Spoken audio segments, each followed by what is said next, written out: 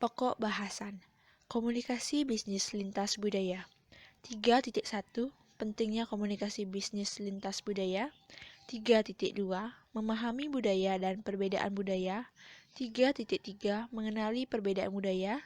3.4 Menghadapi hambatan bahasa. 3.5 Menghadapi reaksi etnosentris. Pengertian komunikasi lintas budaya. Secara umum, proses pertukaran pikiran dan makna antara orang-orang yang berbeda budaya. Ketika komunikasi tersebut terjadi antara orang-orang yang berbeda bangsa atau internasional, antar etnik atau interetnik, kelompok ras atau interaksial, atau komunikasi bahasa interkomunal. Selanjutnya ada pengertian menurut ahli. Profesor Dr. Alo Liliweri, MS, dalam bukunya Dasar-Dasar Komunikasi Antar Budaya, definisi komunikasi antar budaya atau komunikasi lintas budaya sebagai pernyataan diri antar pribadi yang paling efektif antar dua orang yang saling berbeda latar belakang budayanya. Selanjutnya ada fungsi komunikasi lintas budaya. Komunikasi lintas budaya memiliki fungsi penting, terutama ketika seorang mulai menjalin hubungan bilateral, trilateral, atau multilateral secara khusus. Komunikasi lintas budaya berfungsi untuk mengurangi ketidakpastian komunikasi antar orang, antar suku, dan antar bangsa yang berbeda budayanya. Selanjutnya, pentingnya komunikasi lintas budaya. Yang pertama, meningkatkan komunikasi lintas budaya, di mana komunikasi antar budaya menjadi solusi untuk memahami karakter budaya karyawan tersebut demi menciptakan kerjasama yang baik dalam tim dan untuk mewujudkan kesuksesan bersama. Yang kedua, untuk mengambil keputusan, di mana seorang pemimpin memiliki wewenang untuk membuat peraturan-peraturan dalam sebuah perusahaan, di mana seorang pemimpin wajib mengetahui kebudayaan yang ada dalam perusahaannya. Yang ketiga, membuka peluang kerjasama dengan perusahaan asing, di mana memberikan pemahaman kepada sebuah perusahaan tentang kebudayaan-kebudayaan dari perusahaan asing, sehingga perusahaan tersebut dapat membuka peluang kerjasama dengan perusahaan asing lainnya. Yang keempat, kinerja kerja perusahaan.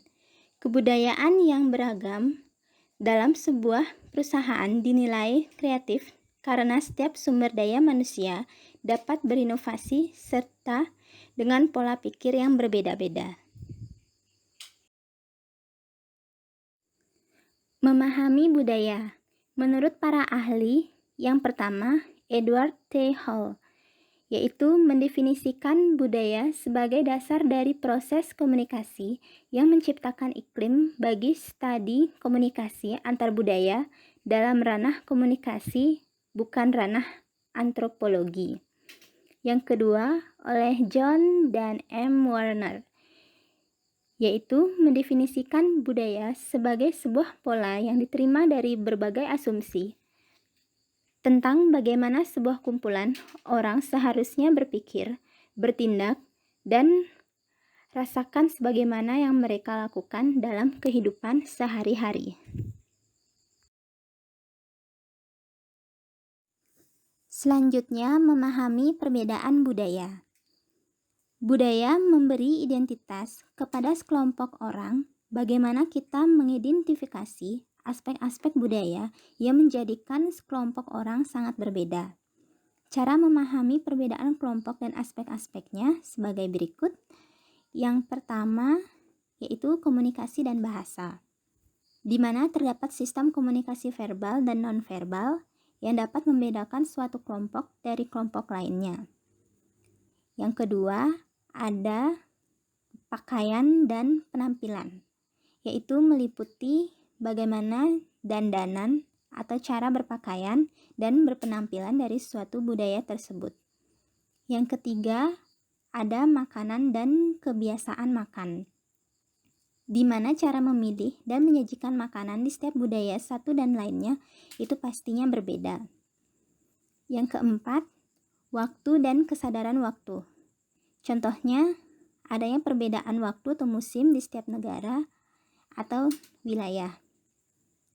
Yang kelima, penghargaan dan pengakuan, seperti memperhatikan metode atau cara budaya-budaya lain memberikan pujian terhadap perbuatan-perbuatan baik orang lain. Yang keenam, ada hubungan-hubungan, yaitu adanya hubungan dengan budaya-budaya asing lainnya.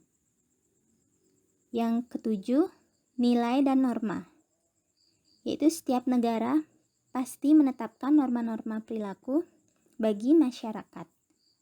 Yang kedelapan, rasa, diri,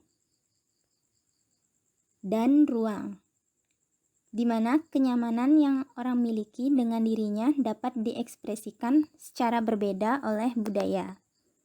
Yang kesembilan, proses mental dan belajar, yaitu adanya pengembangan dalam cara berpikir dan belajar pada suatu budaya itu sendiri. Yang ke-10, kepercayaan dan sikap, yaitu adanya kepercayaan terhadap keyakinan di setiap budaya. Selanjutnya, mengenali perbedaan budaya.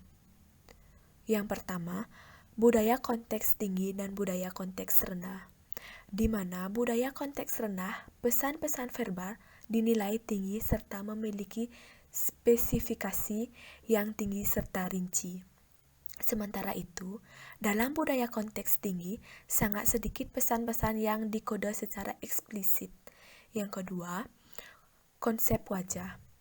Wajah dapat dipahami dalam dua cara. Yang pertama, wajah merujuk pada rasa percaya diri. Kedua, wajah merujuk reputasi seseorang yang dicapai dalam hidup. Yang ketiga, dimensi-dimensi budaya. Berbagai macam dimensi budaya, yaitu individualisme, maskulinitas, kekuatan jarak, dan penghindaran ketidakpastian. Keempat, individualisme dan kolektivisme. Dalam budaya individualis, minat individu berada di atas minat kelompok. Contohnya, negara Kanada. Sedangkan budaya kolektif menekankan pada kesetiaan pada kelompok dan konformitas, misalnya adalah Indonesia. Kemudian, yang kelima, maskulinitas dan feminitas. Budaya maskulin memberlakukan tekanan pada keasertivitas, kompetisi, dan sukses materi. Budaya feminim memberlakukan tekanan pada kualitas hidup, hubungan interpersonal, dan lebih memperhatikan kelemahan.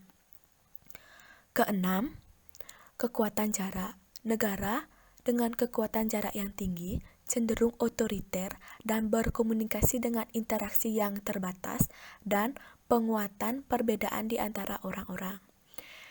Yang ketujuh, penghindaran ketidakpastian.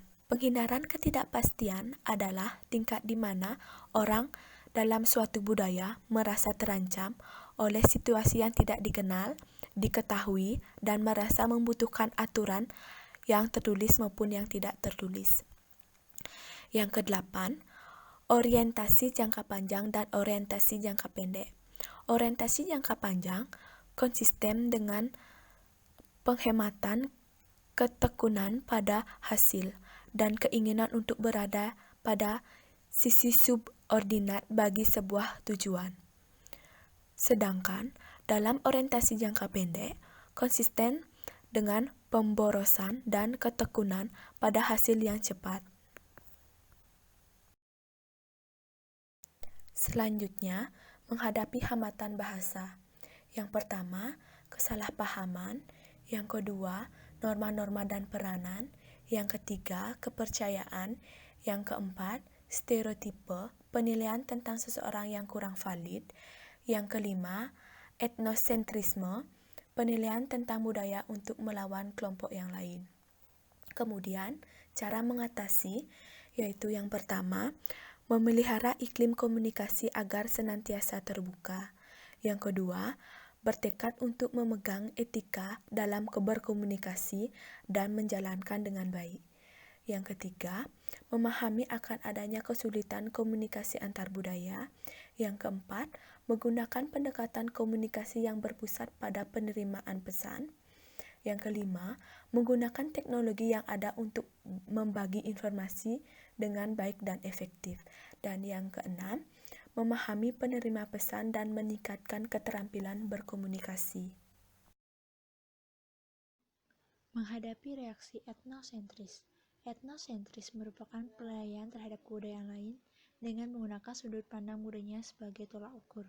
Hal inilah yang kerap kali menimbulkan pertikaian antar individu atau kelompok yang berbeda budaya, karena yang satu merasa tidak dihargai oleh yang lain. Cara menghadapinya, yang pertama, bersikap terbuka, yang kedua, memahami, mengakui, dan menerima adanya perbedaan, yang ketiga, memandang perbedaan sebagai kekayaan, yang keempat, hindari sikap menghakimi, yang kelima, jangan membuat asumsi dini, yang keenam, bangun kerjasama dan komunikasi dengan individu dan budaya lain, yang ketujuh, berpikir positif.